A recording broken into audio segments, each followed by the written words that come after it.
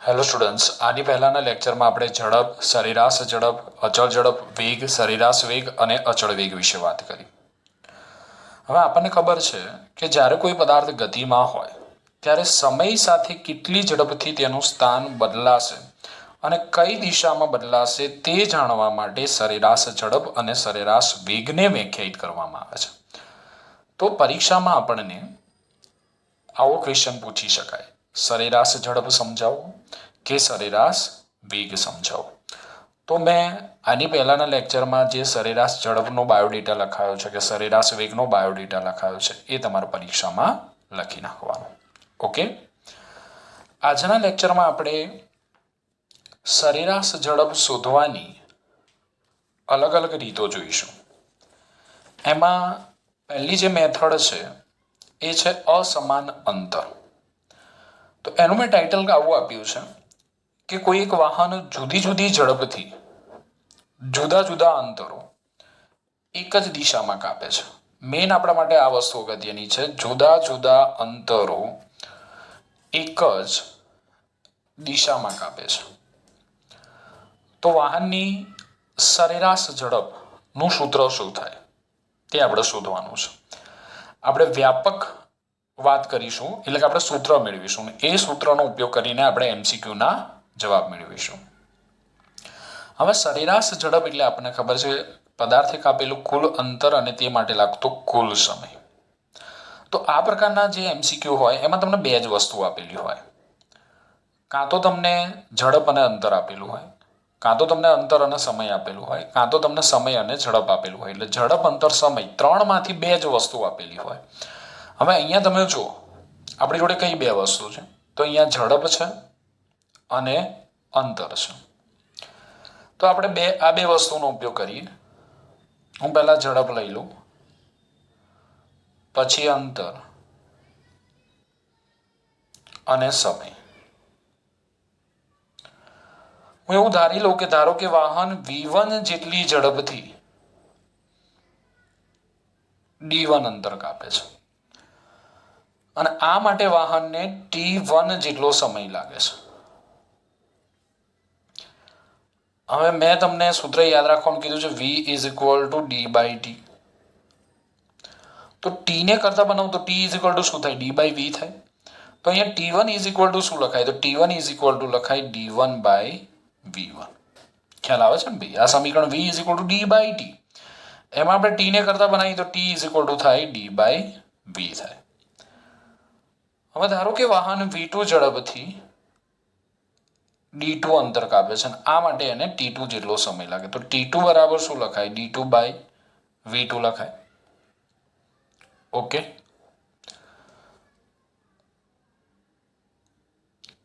ક્યાં સુધી કેટલી ઝડપો લેવાની એ આપણને કીધું નથી. તો આપણે n ઝડપ લઈ લઈએ. vn ઝડપથી dn અંતર કાપે છે અને આ માટે એને tn જેટલો સમય લાગે. તો tn બરાબર આપણે શું લખી શકીએ? dn બાય vn લખી શકાય. ઓકે, હવે આપણે સરેરાશ ઝડપનું સૂત્ર લખીએ ગુજરાતીમાં કે સરેરાશ ઝડપ એટલે પદાર્થે કાપેલું કુલ અંતર ભાગ્યા કુલ સમય. ઓકે, જો ધ્યાન આપો, કુલ અંતર એટલે d1 plus d2 plus d3 plus d4 plus up to plus dn. આવું લખી શકીએ આપણે. તો d1 plus d2 plus dash dash dash dash plus dn by કુલ સમય એટલે t1 plus t2 plus dot dot dot dot plus tn. તો સરેરાશ ઝડપ ને આપણે આ રીતે લખી શકીએ: average of v is equal to d1 plus d2 plus dot dot plus dn by t1 ની જગ્યાએ હું આવું લખી શકું: d1 by v1 plus d2 by v2 plus dot dot dot dot plus dn by vn. લખી શકાશે આવું? Okay, તો જો વાહન જુદી જુદી ઝડપથી જુદા જુદા અંતરો કાપતો હોય તો વાહનની સરેરાશ ઝડપ શોધવાનું સૂત્ર આ થાય. એવરેજ ઓફ v બરાબર d1 plus d2 plus dot dot dot dot plus dn by d1 by v1 plus d2 by v2 plus dot dot dot dot plus dn by vn. હવે આપણે આમાં કેટલી સ્પીડ લીધી છે? n speed લીધી છે. આપણે v1 v2 v3 v4 v5 v6 up to vn સુધી ગયા છે. હવે નંબર ઓફ સ્પીડ બે જ હોય. નંબર ઓફ સ્પીડ બે હોય તો આ સમીકરણને કઈ રીતે લખાય? તો નંબર ઓફ સ્પીડ બે જ હોય તો આપણે આ સમીકરણને લખી શકીએ average of v is equal to d1 plus d2 by d1 by v1 plus d2 by v2. Okay, number of speed બે હોય એટલે કે v1 અને v2 ઝડપથી ગતિ કરે છે તો એની સરેરાશ ઝડપ કેટલી થાય? જો વાહન v1 v2 v3 ઝડપથી ગતિ કરતો હોય એટલે નંબર ઓફ સ્પીડ કેટલી હોય? તો નંબર ઓફ સ્પીડ 3 હોય તો એવરેજ ઓફ v નું સમીકરણ લખવું હોય તો 3 સ્ટેપ આવશે. d1 plus d2 plus d3 by d1 by v1 plus d2 by v2 plus d3 by v3.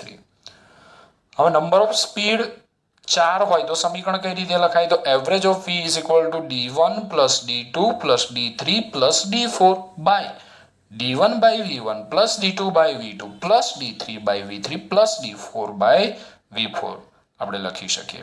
Okay, તો આપણે વ્યાપક સમીકરણ યાદ રાખીશું કે જો કોઈ વાહન જુદી જુદી ઝડપથી જુદા જુદા અંતરો એક જ દિશામાં કાપતું હોય તો વાહનની સરેરાશ ઝડપ average of v is equal to d1 plus d2 plus dot dot dot dot plus dn by d1 by v1 plus d2 by v2 plus dot dot dot dot plus dn by vn.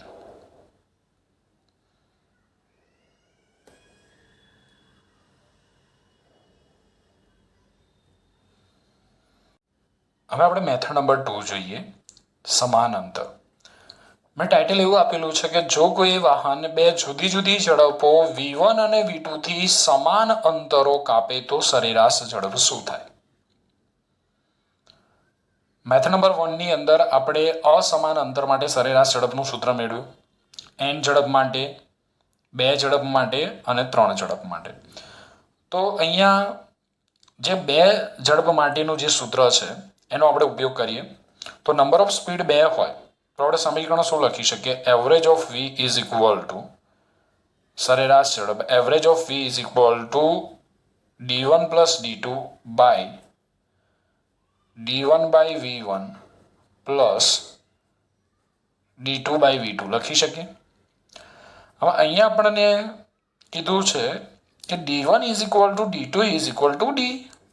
તો d1 ની જગ્યાએ d મૂકી દો. ચલો, d1 ની જગ્યાએ d, d2 ની જગ્યાએ d બાય d1 ની જગ્યાએ d v1 એમના એમ જ, d2 ની જગ્યાએ d v2 એમના એમ જ. ઉપર d પ્લસ d 2d છેદમાં કોમન શું આવશે? d. તો કૌંસમાં શું રહેશે? 1 by v1 plus 1 by v2. ચલો, d ગયા તો શું મળ્યું આપણને? 2 બાય લસા લઈએ શું થશે? v2 plus v1 v2 plus v1 by v1 into v2. છેદનો છેદ ક્યાં જશે? અંશમાં. તો average of v is equal to આપણને સમીકરણ મળી ગયું 2v1 v2 by v1 plus v2. દરેક વિદ્યાર્થી આ સમીકરણને યાદ રાખશે કે જો વાહન બે જુદી જુદી ઝડપો v1 અને v2 થી સમાન અંતર કાપે, એટલે તમે કોઈ એમસીક્યુ વાંચતા હોય એમાં એવું કે કોઈ વાહન પ્રથમ 100 કિલોમીટર અંતર એ 50 કિલોમીટર પ્રતિ કલાકની ઝડપથી કાપે છે અને બીજું 100 કિલોમીટર અંતર 60 કિલોમીટર પ્રતિ કલાકની ઝડપથી કાપે છે તો વાહનની સરેરાશ ઝડપ કેટલી? તો જો તમે ધ્યાનથી રકમ સાંભળી હોય તો અંતર કેવું છે? સમાન. તો ડાયરેક્ટ આપણે આ સમીકરણનો ઉપયોગ કરીને સરેરાશ ઝડપ શોધી શકીએ. Average of v is equal to 2v1v2 by v1 plus v2. Okay. હવે જો નંબર ઓફ સ્પીડ 3 હોય, નંબર ઓફ સ્પીડ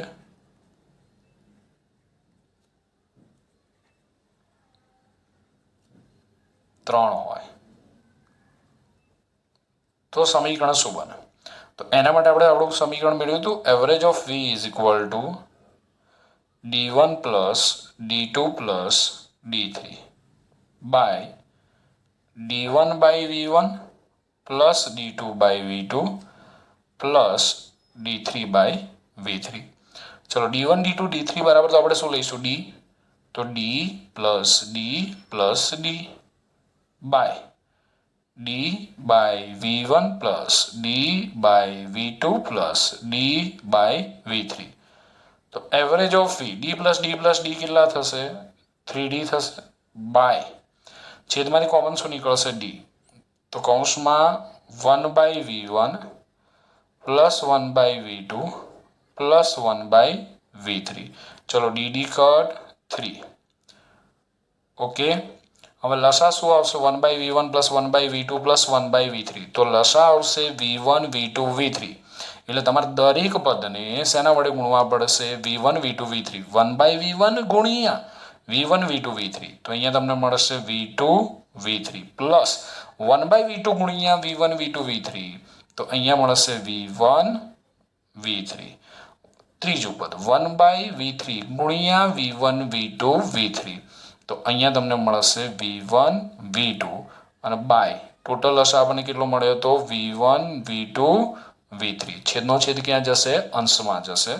તો average of v is equal to 3 v1 v2 v3 by આ રીતે હું લખી શકું v1 v2 plus v2 v3 plus v3 v1. Okay. તો 3 જુદી જુદી ઝડપો આપેલી હોય, અંતર સમાન હોય તો આપણે આ સમીકરણનો ઉપયોગ કરી શકીએ. Average of v is equal to 3v1 v2 v3 by v1 v2 plus v2 v3 plus v3 v1. તો આ સમીકરણ તમારે જાતે વિચારવાનું છે કે નંબર ઓફ સ્પીડ 4 હોય તો એવરેજ ઓફ v નું સમીકરણ કઈ રીતે લખી શકાય? જો ધ્યાનથી જો તો તમને કશું જ કર્યા વગર આવડી જશે. નંબર ઓફ સ્પીડ 2 હતી તો 2v1 v2 by v1 plus v2. Number of speed 3 હતી તો 3v1 v2 v3 by v1 v2 plus v2 v3 plus v3 v1. તો નંબર ઓફ સ્પીડ 4 હોય તો સમીકરણ શું થાય? જાતે તમારે વિચારવાનું છે.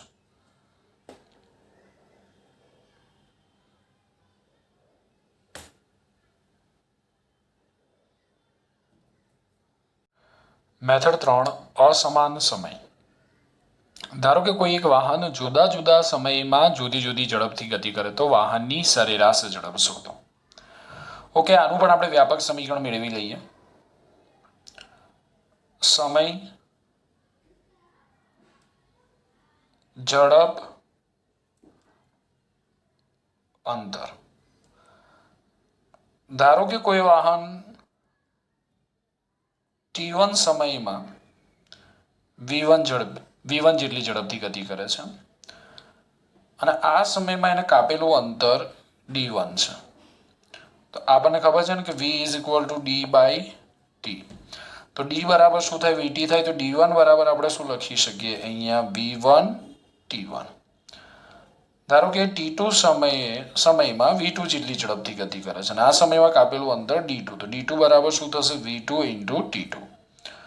ચલો વ્યાપક સમીકરણ મેળવવાનું છે એટલે tn સમયે ધારો કે ઝડપ vn છે અને કાપેલું અંતર dn છે. તો dn બરાબર શું થાય? vn into tn. ખબર પડી ગઈ ને? t1 સમયે v1 જેટલી ઝડપે ગતિ કરે તો અને કાપેલું અંતર d1 છે. તો d1 બરાબર v1 t1.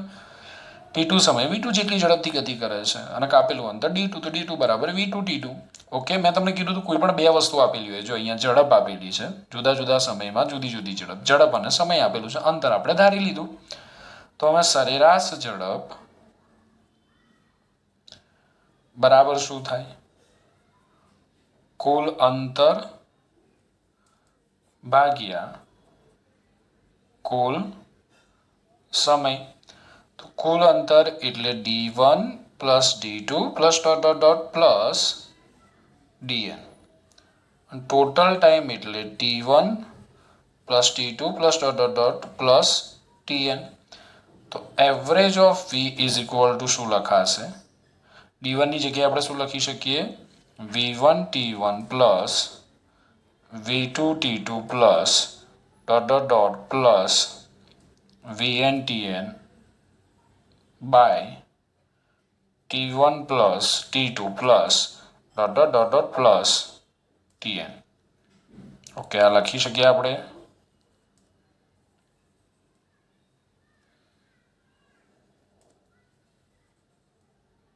કમ્પ્લીટ. હવે નંબર ઓફ સ્પીડ 2 હોય,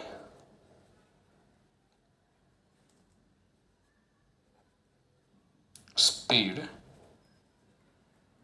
2 હોય તો સમીકરણ કઈ રીતે લખાશે?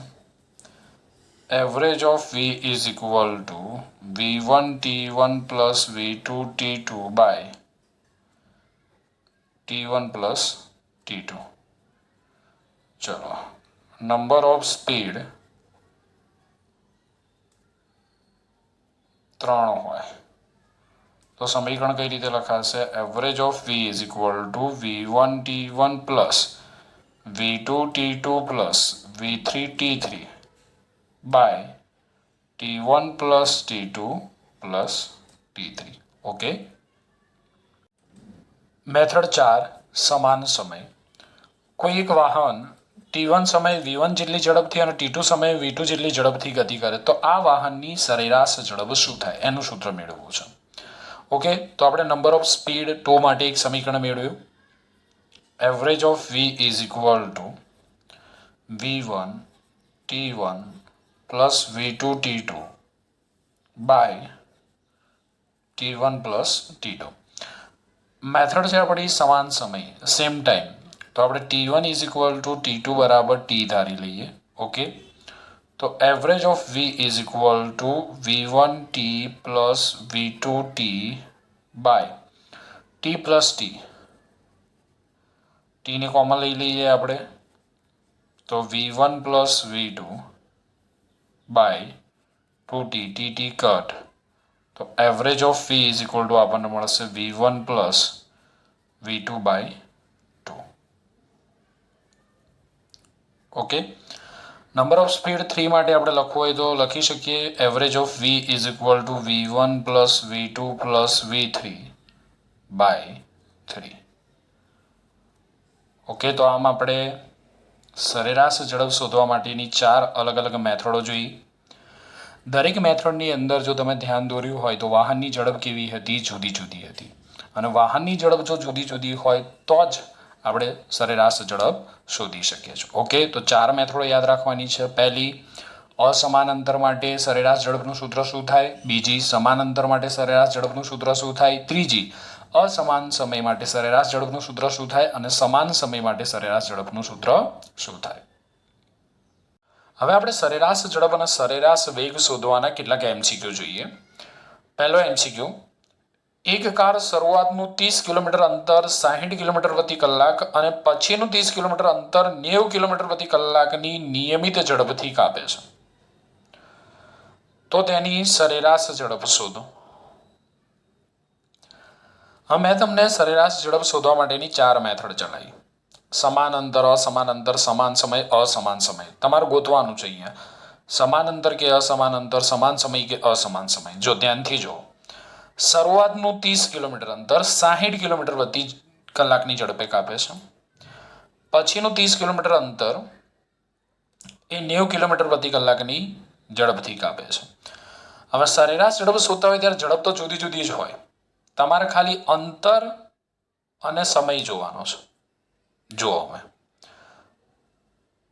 પ્રથમ 30 કિલોમીટર અંતર 60 કિલોમીટર પ્રતિ કલાક, પછીનું 30 કિલોમીટર અંતર 90 કિલોમીટર પ્રતિ કલાક. અંતર સમાન છે તો અહીંયા કઈ મેથડ લાગુ પડે? સમાન અંતર માટેની મેથડ નંબર 2. તો એમાં સૂત્ર કયું હતું યાદ છે? Average of v is equal to 2v1 v2 by v1 plus v2. આ સૂત્રમાં કિંમત મૂકી દો એટલે તમને જવાબ મળી જાય. કોઈ જ લાંબી રીત કરવાની જરૂર નથી. બીજો MCQ. એક પદાર્થ સુરેખ માર્ગ પર શરૂઆતની 10 મિનિટમાં 30 કિલોમીટર પ્રતિ કલાકની અચળ ઝડપે અમુક અંતર કાપે છે. પછીની 10 મિનિટમાં તે 42 કિલોમીટર પ્રતિ કલાકની અચળ ઝડપે બાકીનું અંતર કાપે છે. સરેરાશ ઝડપ શોધવાનું. ચલો વિડીયો સ્ટોપ કરો, રકમને વાંચો, જુઓ, કયું સૂત્ર કઈ મેથડ લાગુ પડશે એ નક્કી કરો. ચલો ખબર પડી? શું ખબર પડી બોલો? કઈ મેથડ છે? સમાન અંતર કે સમાન સમય? જો રકમ એકવાર ફરીથી વાંચો. એક પદાર્થ સુરેખ માર્ગ પર શરૂઆતની 10 મિનિટમાં 30 કિલોમીટર પ્રતિ કલાકની અચળ ઝડપે અમુક અંતર કાપે છે. પછીની 10 મિનિટમાં તે 42 કિલોમીટર પ્રતિ કલાકની અચળ ઝડપે બાકીનું અંતર કાપે છે. તો તેની સરેરાશ ઝડપ. તો સમય કેવો છે? સમાન. તો કઈ મેથડ આવે? સેમ ટાઈમ વાળી. ઓકે, એનું સૂત્ર શું થશે? તો average of v is equal to v1 plus v2 by 2. સૂત્રમાં કિંમત મૂકો, જવાબ આવી જશે. એક મોટરસાયકલ તેને કાપવાનું કુલ અંતરના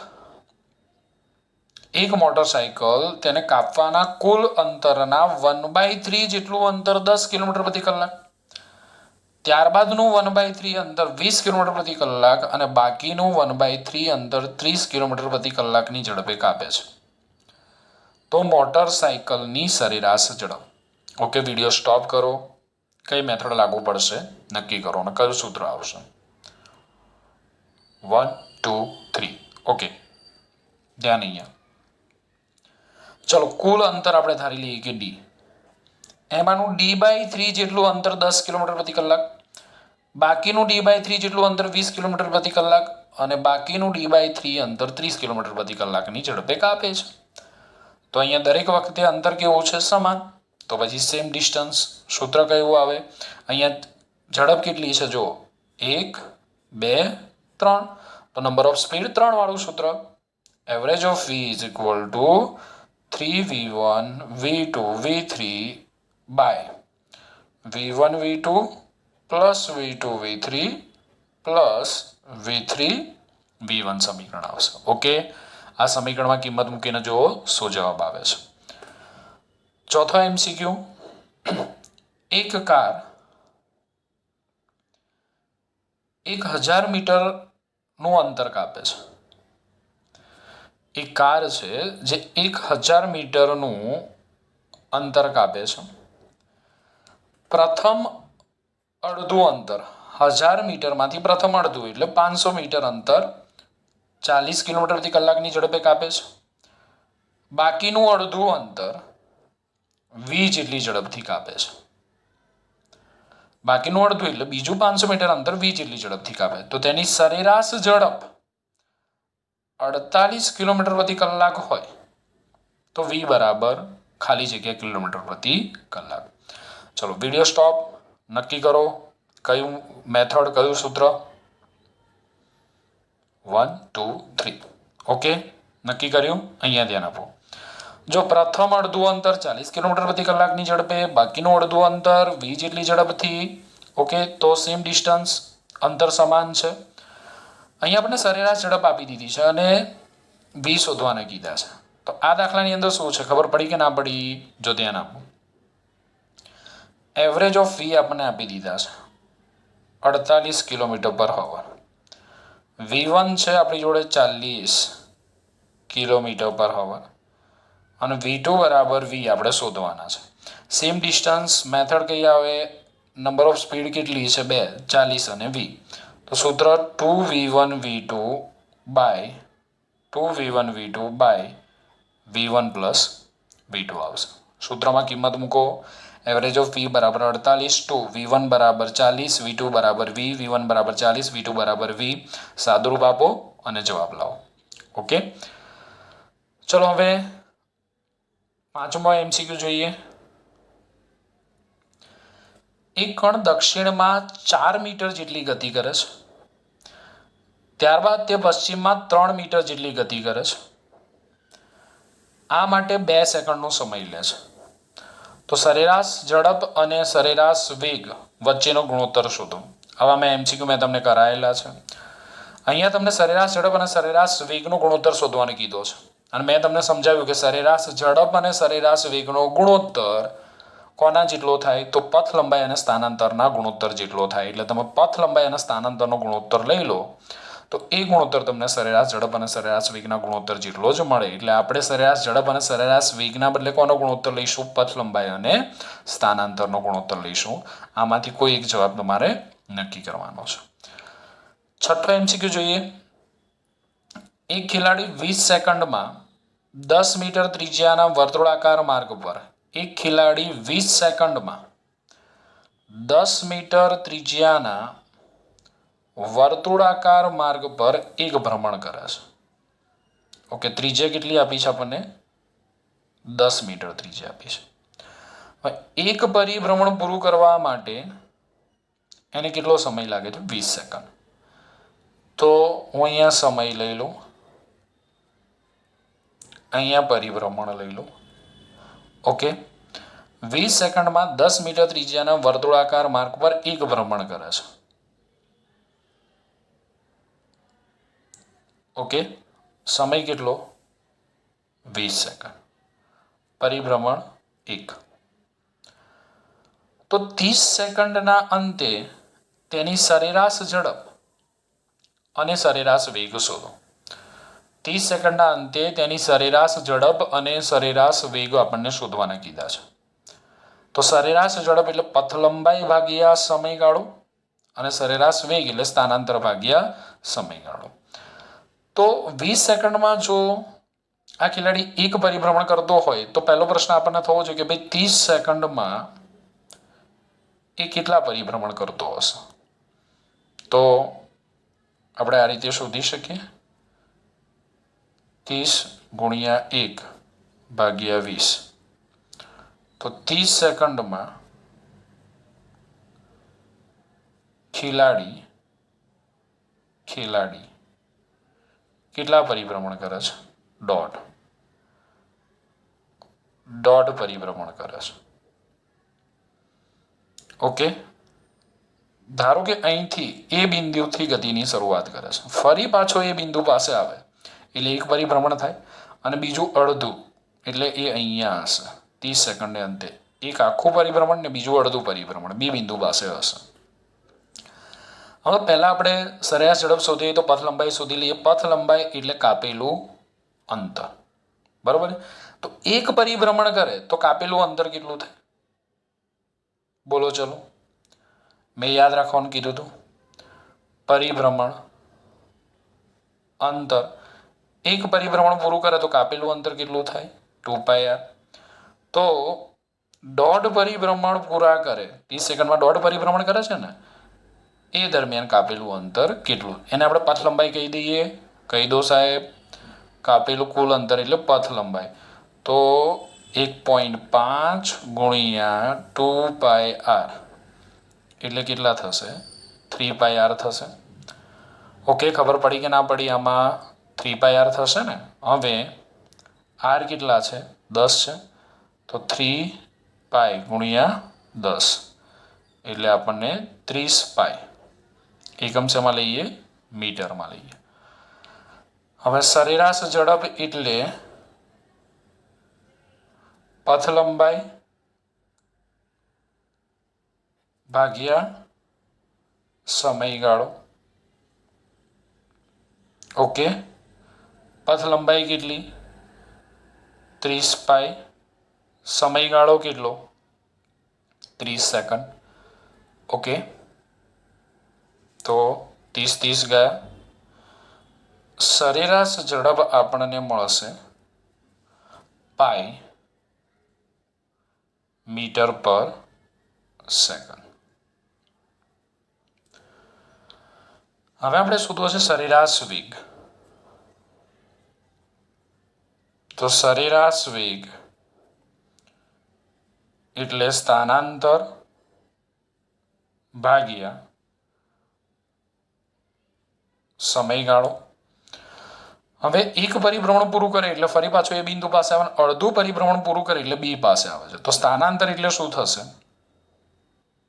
વર્તુળનો વ્યાસ થશે અહીંયા.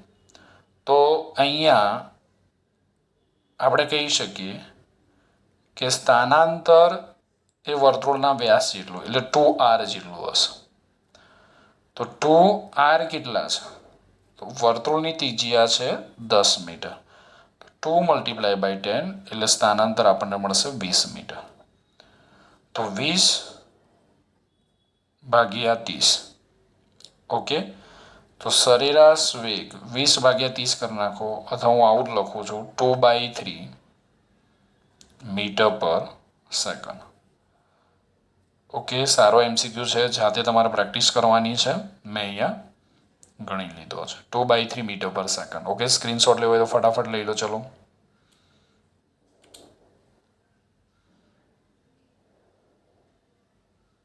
ચલો, ફર્સ્ટ સ્ક્રીનશોટ.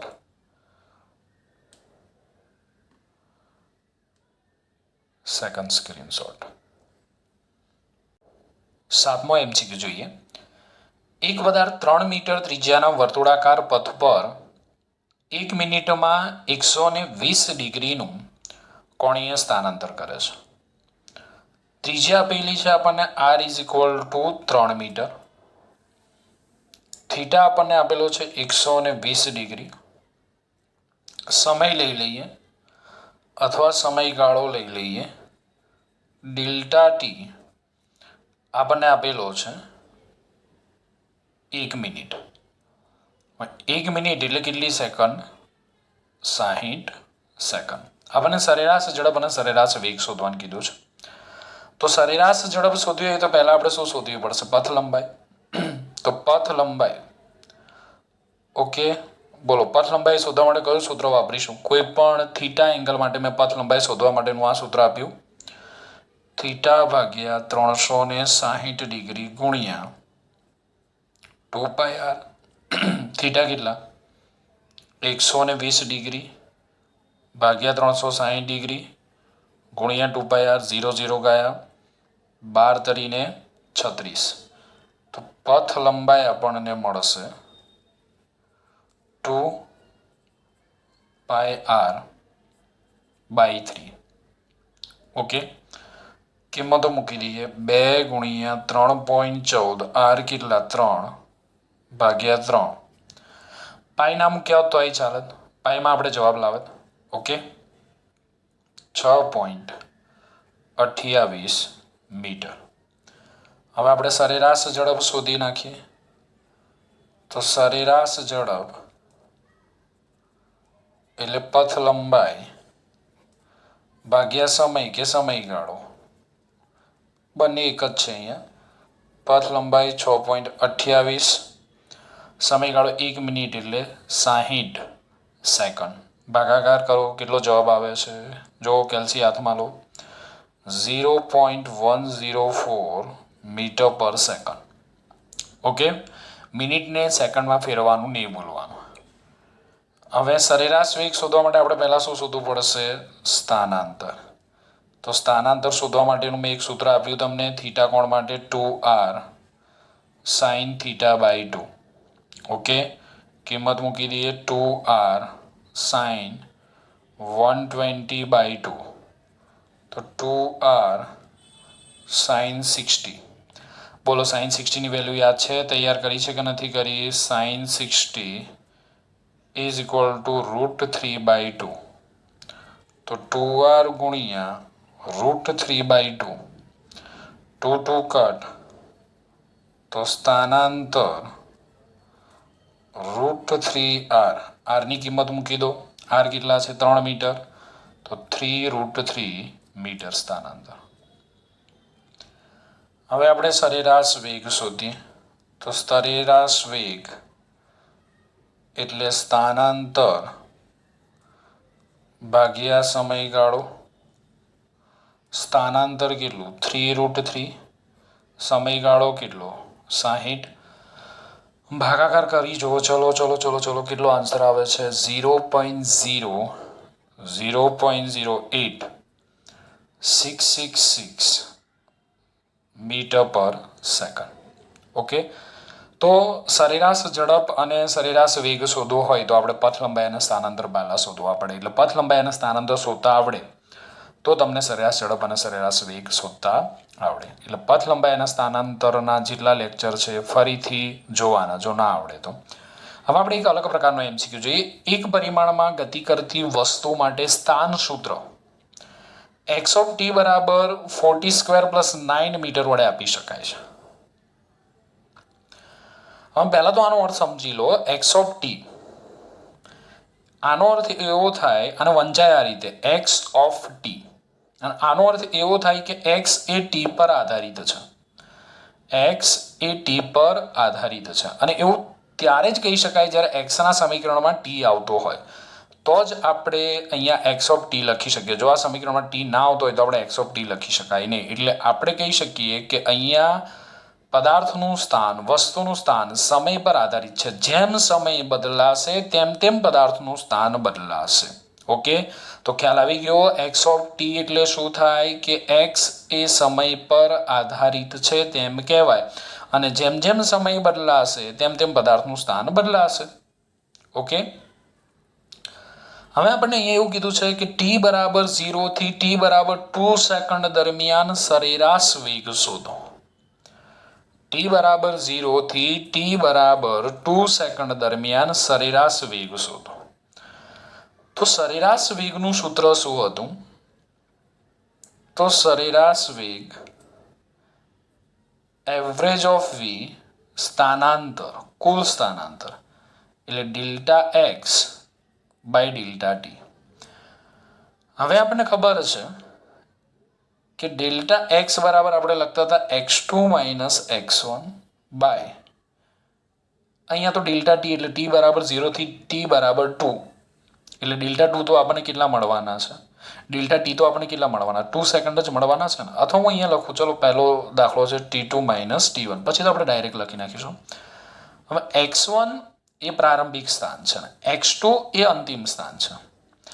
તો આપણે પ્રારંભિક સ્થાન શોધવું હોય તો આ સમીકરણમાં t બરાબર 0 મૂકવા પડે આ સમીકરણની અંદર, અને અંતિમ સ્થાન શોધવું હોય x2 તો આ સમીકરણમાં કેટલા મૂકવા પડે? 2 મૂકવા પડે. તો હું આને આમ પણ લખી શકું કે x of 2 minus x of 0 by 2 માંથી 0 બાદ કરું તો તફાવત કેટલો મળશે? સમયનો 2. ઓકે, ખાસ ધ્યાન રાખજો. આ સમીકરણમાં t બરાબર 0 મૂકવામાં આવે તો આપણને કયું સ્થાન મળે? પ્રારંભિક સ્થાન. આ સમીકરણમાં t બરાબર 2 મૂકું તો કયું સ્થાન મળશે? અંતિમ સ્થાન. તો પહેલા આપણે શું શોધવું છે? x of 0. તો સમીકરણ શું છે આપણી જોડે? સમીકરણ છે x of t is equal to 40² + 9 છે. ચલો આ સમીકરણમાં આને આપણે એક કહી દઈએ. સમીકરણ 1 માં t બરાબર 0 મૂકતા, ચલો મૂકો. તો x of 0 જ્યાં જ્યાં t ત્યાં ત્યાં 0. સાહેબ એક જ t છે તો 4 × 0 + 9. 4 × 0 કેટલાક લોકો 4 કરી નાખે છે, બરાબર. 4 × 0 કેટલા થશે? 0. તો x of 0 કેટલા મળ્યા? 9 મીટર. હવે આપણે કયા સમયે? 2 સેકન્ડે. તો સમીકરણ 1 માં t બરાબર 2 સેકન્ડ મૂકતા મૂકો. તો x of 2 જ્યાં જ્યાં t ત્યાં ત્યાં 2, 4, 2 નો સ્ક્વેર + 9, 2 નો વર્ગ કેટલો? 4, ચાકુ ચાકુ 16, 16 + 9 25. Okay, 25 metre. અહીંયા તમે કિંમત મૂકી દો આ સમીકરણની અંદર. આપણી જોડે સમીકરણ છે average of v is equal to x of 2 - x of 0/2. તો અહીંયા હું કિંમત મૂકું આ સમીકરણમાં તો x of 2 કેટલા મળ્યા? તો x of 2 આપણને મળ્યા 25. x of 0 કેટલા મળ્યા? 9/2. 25 માંથી 9 બાદ કરો કેટલા રહેશે? 16 રહેશે ને 2. 16 ને 4 20 અને 5 25 બરોબર 2. તો એવરેજ ઓફ v આપણને મળ્યા 8 મીટર પર સેકન્ડ. હવે ધારો કે આપણને એવું પૂછે કે t બરાબર 0 થી t બરાબર 3 સેકન્ડ દરમિયાન સરેરાશ વેગ શોધો. તો સૂત્ર શું થાય જો, એવરેજ ઓફ v બરાબર delta x by delta t. પણ એવરેજ ઓફ v 0 થી 3 તો t બરાબર 0 સમય આપણે પ્રારંભિક સ્થાન મળે, t બરાબર 3 સેકન્ડ આપણે અંતિમ સ્થાન મળે. તો સમીકરણ આપણે કઈ રીતે લખી શકીએ? x of 3 minus x of 0 by delta t જ રાખવું ને ભાઈ. ડેલ્ટા ટી કેટલા મળશે? 3 માંથી 0 બાદ કરો, 3 જ મળશે ને આપણને. હવે આપણે x ઓફ 0 તો શોધેલા છે, કેટલા? 9 મીટર. આપણે x ઓફ 3 શોધવા પડશે. તો સમીકરણ 1 માં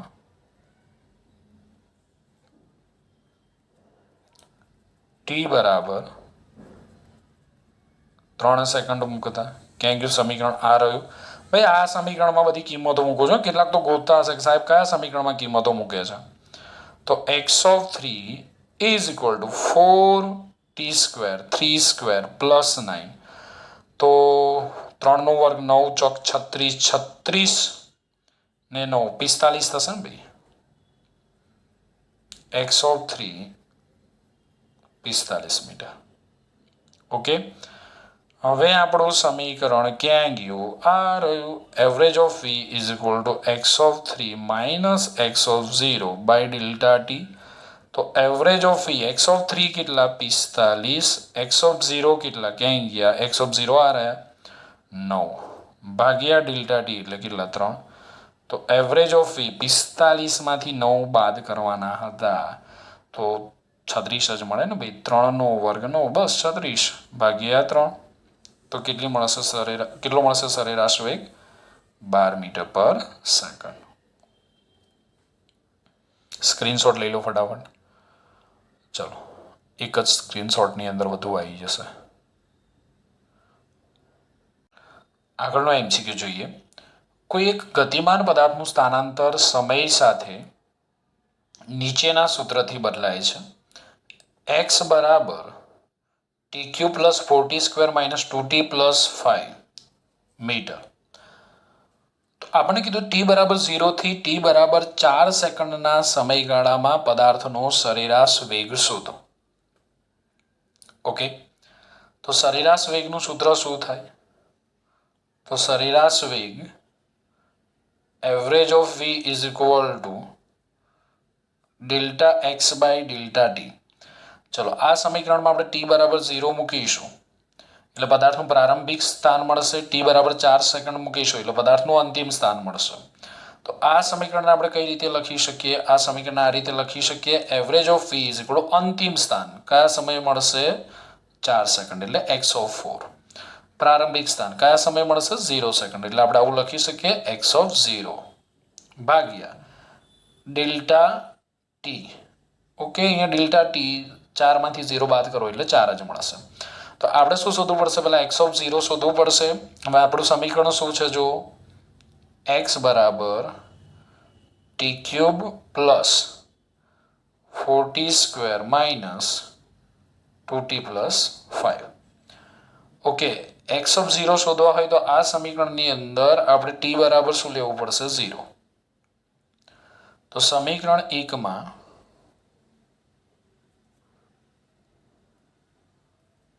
t બરાબર 0 મૂકી દો. તો x ઓફ 0 આપણે લખી શકીએ. અહીંયા x ઓફ t નથી આપ્યું તો આપણે x ઓફ 0 આપણે લખી નાખવાનું. ચલો, 0 plus 4 into 0 minus 2 into 0 plus 5. 0 4 into 0 0 2 into 0.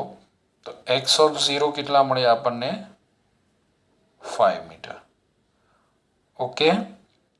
હવે આપણે કયા સમયે સ્થાન શોધવું છે? 4 સેકન્ડ. તો સમીકરણ 1 માં t બરાબર 4 સેકન્ડ મૂકતા. ચલો, મૂકી દો. શું મળશે આપણને? x of 4 is equal two t ની જગ્યાએ 4, 4 નો ક્યુબ પ્લસ 4 t ની જગ્યાએ 4 નો સ્ક્વેર -2 ટીની જગ્યાએ 4 +5 તો 4નો ક્યુબ કેટલો 64 4નો વર્ગ 16 16 ચોક 64 -8 + 5 64 ને 64 128માંથી 8 જાય 20 ને 5 25 તો x4 આપણને મળે 125 મીટર. સૂત્ર શું છે હવે આપણું સૂત્ર છે average of v is equal to x4 - x0 by delta t. તો x4 કેટલા 125 x0 કેટલા 5 ડેલ્ટા ટી સમયનો તફાવત કેટલો 4માંથી 0 જાય 4 125માંથી 5 જાય 120/4 તો એવરેજ ઓફ v મળે આપણને 30 મીટર પર સેકન્ડ. ઓકે, હવે આપણને બી પાર્ટની અંદર કીધું t બરાબર 1 સેકન્ડથી t બરાબર 3 સેકન્ડના સમયગાળામાં પદાર્થનો સરેરાશ વેગ. તો પહેલા આપણે સમીકરણ બનાવીએ. એવરેજ ઓફ v બરાબર delta x by delta t થાય.